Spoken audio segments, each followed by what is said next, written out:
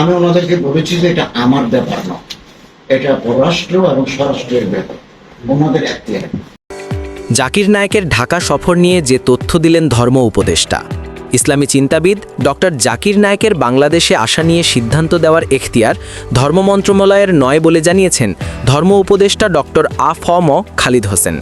তিনি বলেন, এই বিষয়ে চূড়ান্ত সিদ্ধান্ত নেবে পররাষ্ট্র ও স্বরাষ্ট্র মন্ত্রণালয়।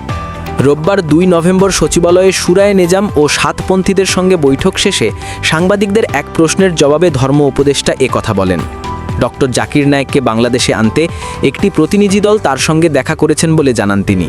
এ প্রসঙ্গে ডক্টর খালিদ হোসেন বলেন, আমি ওনাদের বলেছি এটা আমার বিষয় নয়, এটা পররাষ্ট্র ও স্বরাষ্ট্র মন্ত্রণালয়ের ব্যাপার।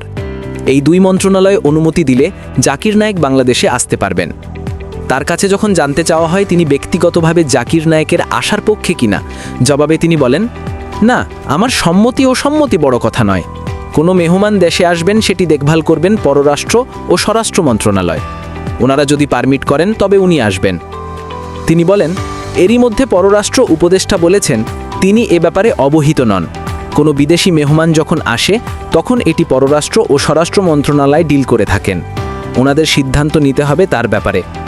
ধর্ম উপদেষ্টা হিসেবে আমি এই বিষয়ে কোনো এখতিয়ার রাখি না, সিদ্ধান্ত আমি দিতে পারি না। এই ধরনের আরও ভিডিও পেতে আমাদের চ্যানেলটি সাবস্ক্রাইব করে রাখুন।